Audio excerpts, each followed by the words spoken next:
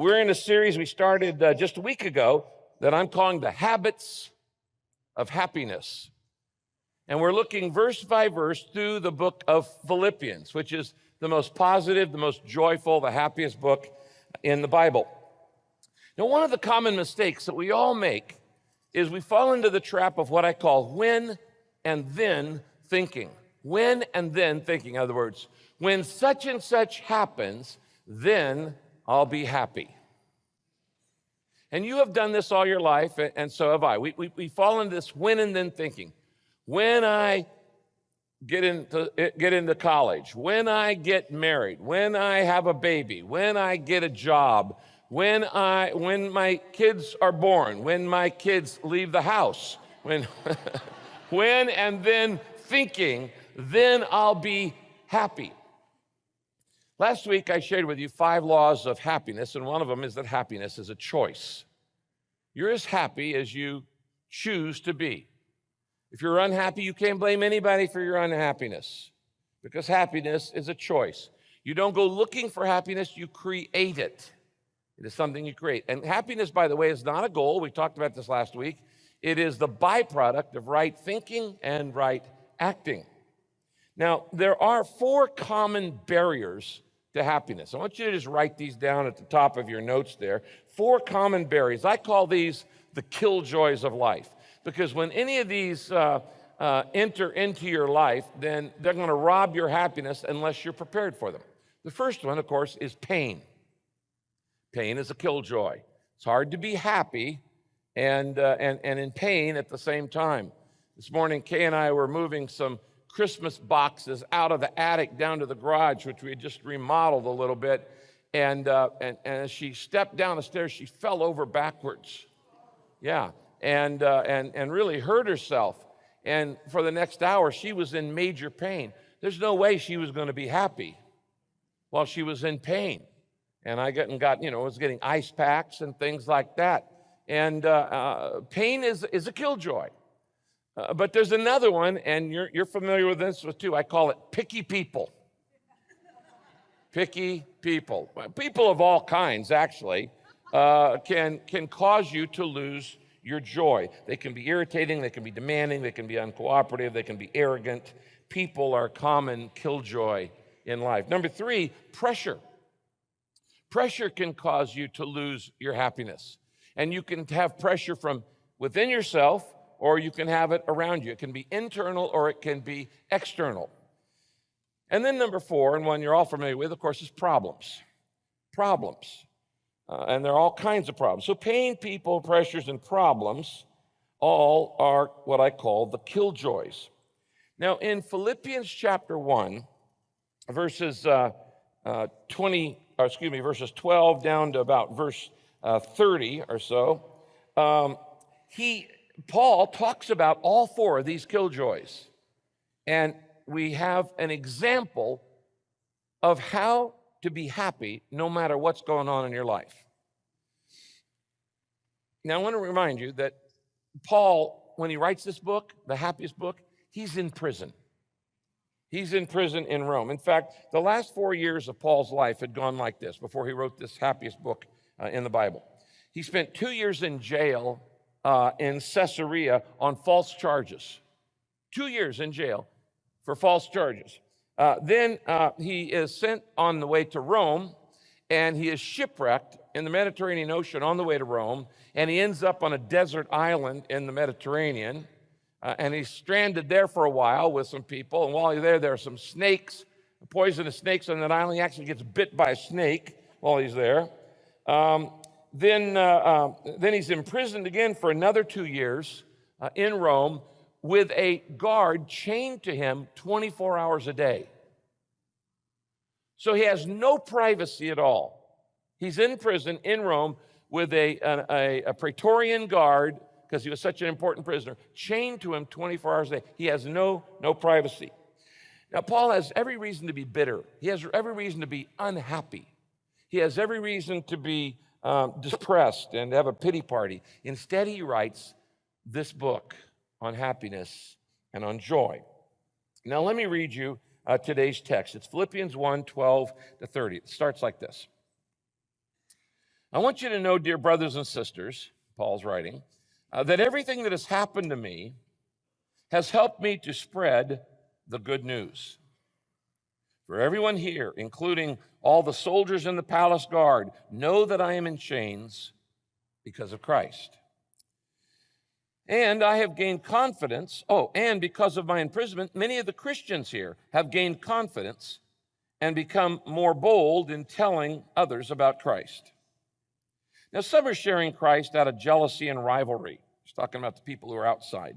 But others preach Christ with pure motives, and they love me, and they know that the Lord brought me here to defend the good news. But there are those who do not have pure motives as they preach about Christ. And they preach with selfish ambition, and they're not sincere, intending to make my time in prison more painful to me. But whether or not their motives are pure, the fact remains that the message about Christ is being preached, so I rejoice. And I will continue to rejoice no matter what. For I know that as you pray for me, he's writing to people in the Philippi, the church in a city in Greece called Philippi. It's called Philippians. If he's writing to us, it'd be First Californians.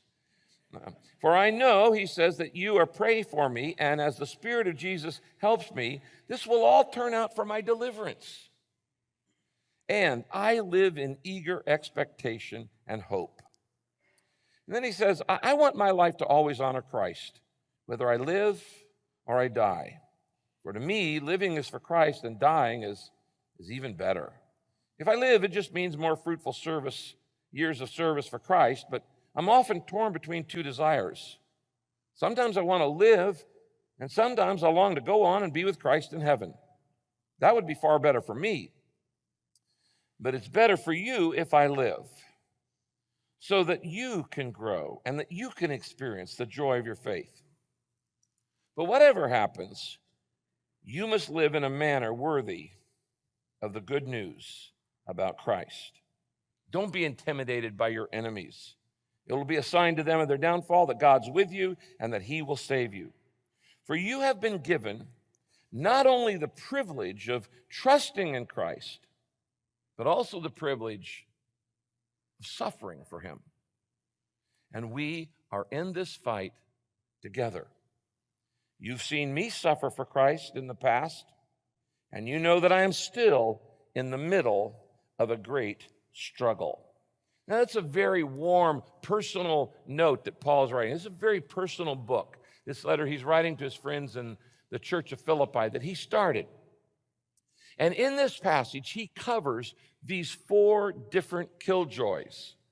And he talks about how he has dealt with them, how he's maintained his happiness in spite of everything going in ways he hadn't planned.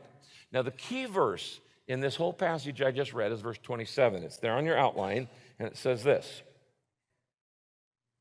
whatever happens, conduct yourself in a manner worthy of the good news of Christ.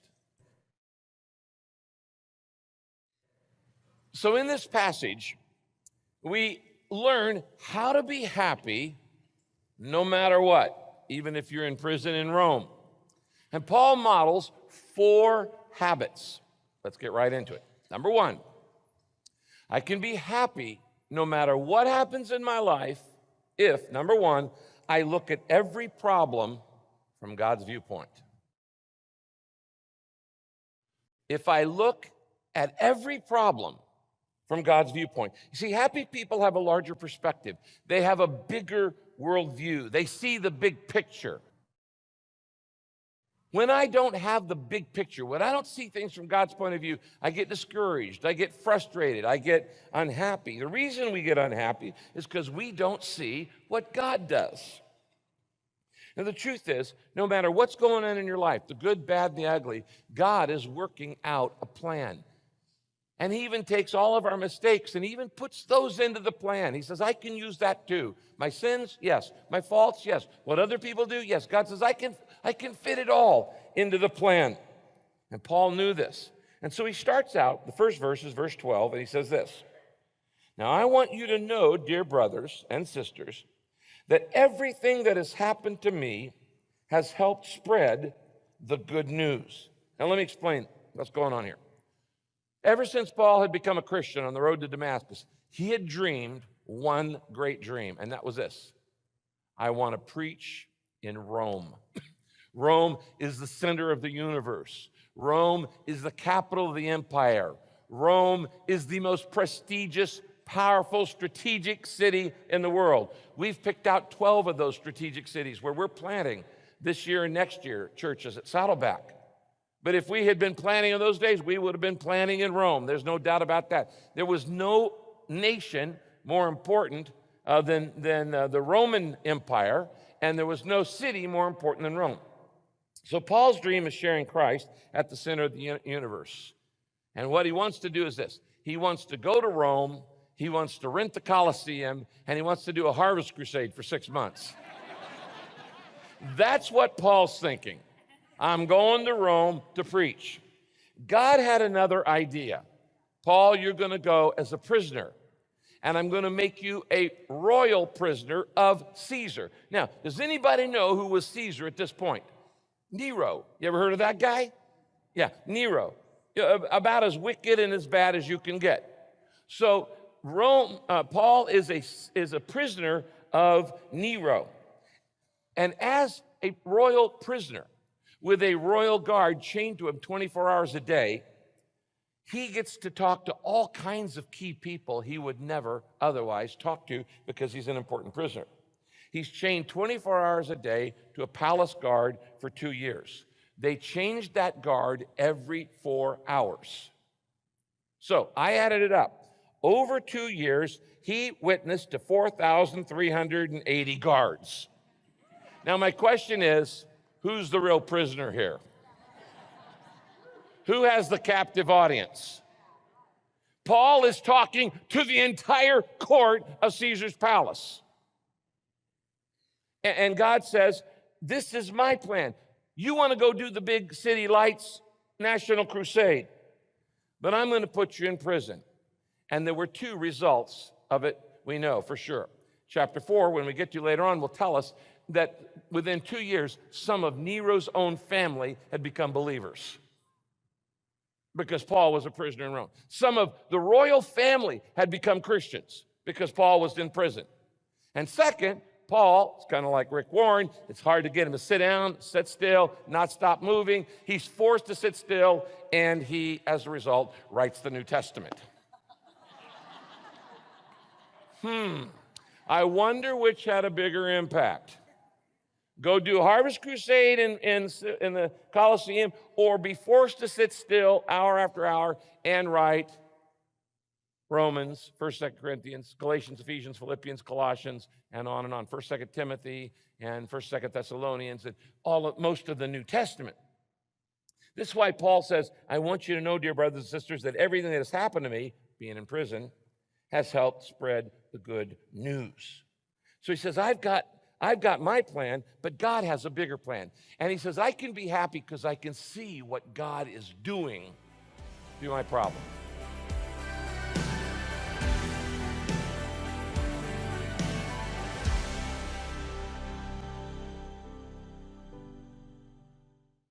If you are enjoying learning about the habits of happiness and want to go deeper into this study with Pastor Rick, I have some great news for you. Pastor Rick's brand new Habits of Happiness guided experience book is available to you right now. In this guided experience, you will learn the biblical habits of happiness and begin seeing things from God's perspective. This interactive, full-color, hardcover book is filled with biblical truths, practical lessons, and application exercises. It's a comprehensive study tool that will help you grow spiritually. The Habits of Happiness guided experience is available only through Daily Hope. Your gift to Daily Hope helps us share the hope of Christ with people around the world. When you give a gift today, your gift will be doubled by the matching grant up to $50,000.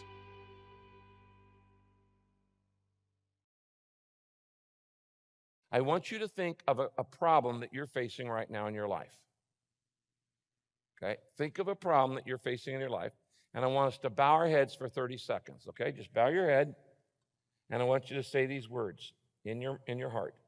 God, Help me to see this problem from your perspective.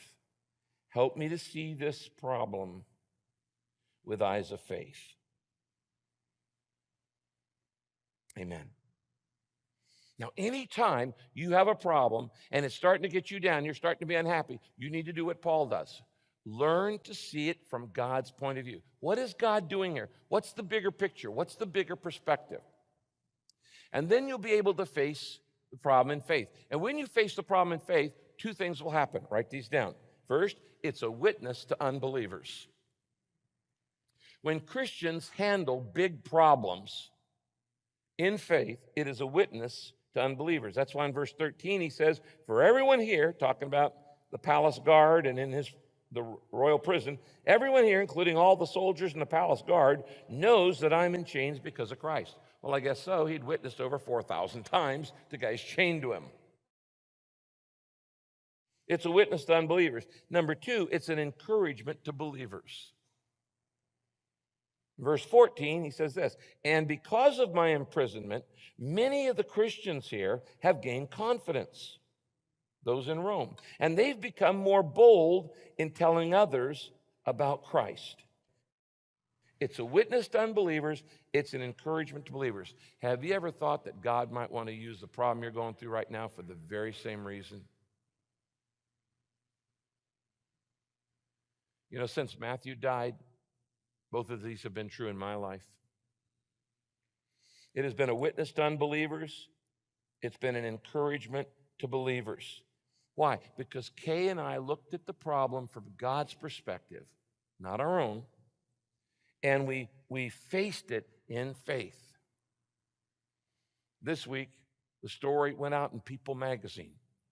I never imagined in my lifetime that I would ever be on People magazine. I mean, I know I'm that good looking, but I never imagined in my lifetime that I would be in People, on the cover of People magazine. So how many people have heard the gospel since Matthew died? Millions. Millions. Because of all of the stories and the interviews and the CNN and all that. Millions have heard the good news. And I could say, like Paul, I want you to know, friends, that all that has happened to me has worked out for the furthering of the good news. Have you ever thought that that might be true in the problem in your life? If you will look at it from that way, it's going to change your perspective in a major way. All right, number two, second habit.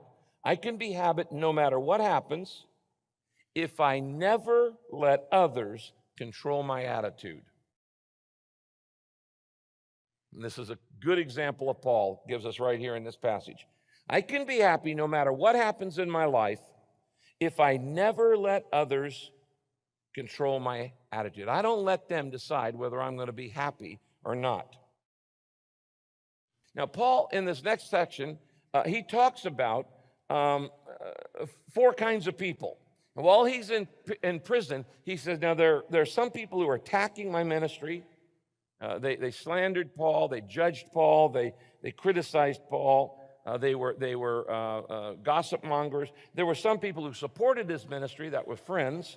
There were some who competed with his ministry. They're trying to kick him while he's down. And there were some who were, undermining his ministry. And they're even trying to destroy him. They're trying to rub it in. He's in prison. They're trying to make it more painful. And in Philippians chapter 1, verses 15 to 17, Paul describes 4 kinds of people. 3 of them are killjoys. One's a good kind. And he says, there are 4 kinds of people in my life. There are critics, who are slandering me and who are creating all kinds of controversy. There are comrades, that's my friends. There are competitors who are preaching Christ out of rivalry. And he said there are conspirators who just want to make my problem worse. They want to rub it in. They want to kick me while I'm down, while I'm in prison. They're my enemies. Now notice these verses there on your outline. First verse, this is verse 15, talking about critics. He says, it is true that some preach Christ because they are jealous and quarrelsome. Circle the word quarrelsome. That word in Greek is the word eris, E-R-I-S. And it means they love to argue. Have you ever met anybody like that? They love to argue. They love conflict. They enjoy creating controversy. They enjoy getting into a cat fight. These people are contentious. They are divisive. They are critical. Have you ever heard a radio preacher like that? They're out there. Have you ever read a blogger or saw somebody on social media who was contentious and critical of somebody's ministry or this or that? If you haven't, just go to my website and you'll find hundreds. There'll be plenty. Now notice that here, he says they're jealous and they're quarrelsome. Notice that the critic's motive is usually jealousy. When people criticize something, they usually are jealous of it. But what he's saying here is, he says, I have to deal with these people. And would you agree that few things could rob your happiness faster than being criticized? When you're criticized at work, or you're criticized by friends, or you're criticized by neighbors, your stomach starts churning. Why? Because we all want to be loved. We all want to be approved. We want everybody to like us. But let me give you a little happiness hint, one of those little HHs. You might write this down. I don't need other people's approval to be happy. I don't need other people's approval. I don't need other people's permission to be happy. You're as happy as you choose to be. If they're unhappy, that's their choice. But you don't have to depend on other people's approval in order to be happy. And if you haven't got it now, you're probably not going to get it. And you're going to be miserable if you try to live for the approval of everybody else. Paul is modeling here, never let others control your attitude. And some of these people, they're just jealous and they're quarrelsome and they're cranky and they criticize everything I do in my ministry. And then in the next verse, verse 16, he talks about the good guys. These are his friends. These are his comrades. He says, others preach Christ from genuine goodwill, and they do so out of love. That's the real reason we share the good news, out of love. And they know that God has given me the work of defending the gospel. So he says, those people bring me joy, obviously. Then in verse 17, he talks about another killjoy, competitors. He says, others preach Christ insincerely from a spirit of selfish ambition. Circle the phrase selfish ambition.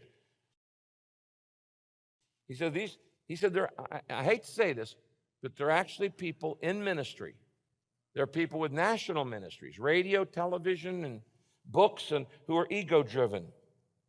And how do you know when somebody's ego-driven? They put other people down all the time to build themselves up. That's when you know somebody's ministering in selfish ambition. They feel compelled to put other people down in order to build themselves up. Now, you're not a preacher, but if you're in any kind of business, you have competitors. And if you don't deal with this, competitors will rob your happiness. And you'll look at what they're doing. You can have competition over the color of your lawn. Neighbor's yard's greener. We better get ours going. You can have competition over the car you drive. You can have competition over your kids. My kid was student of the month at Folsom Prison. And that's competition. My kid, and I'm so proud. You can compete over hairstyles. You can compete over shoes. Don't look at people right now, but that's true. That's true. And if you don't deal with this, you're going to be unhappy a lot of your life, because critics will rob your happiness and competitors will rob your happiness. And Paul says, even in the ministry, there are competitors. And they're selfishly, ambitiously, and insincerely preaching the good news. And then in the second part of verse 17, he talks about conspirators or enemies. These are people who just want to mess him up. He says, other people just want to stir up more trouble for me. And they want to add to my pain while I'm in prison. I did a whole series on this, remember, called The Crazy Makers. Remember that one? Crazy Makers. There are troublemakers, there are crazy makers, and they will rob your happiness unless you know how to deal with them.